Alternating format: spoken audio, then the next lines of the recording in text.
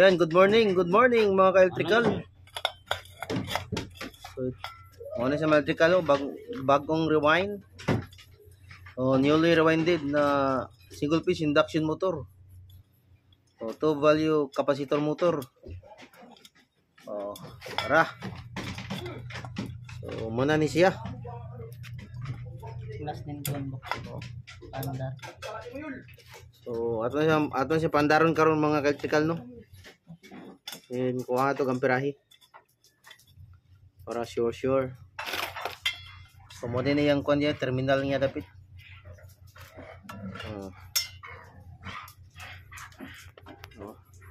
Ayos. Shout out din ani sa nagkuan ani.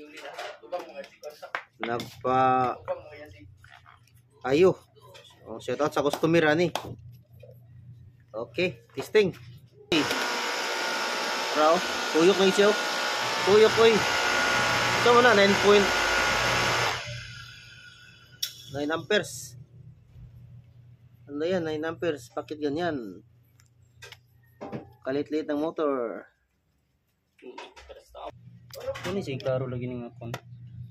Iabot na okay, nara. Ay, so yung current ay 18.2 amperes. Sure na. So, mo na yung ano, yung nameplate niya. Diba? Okay, ready to deliver. Thank you once again.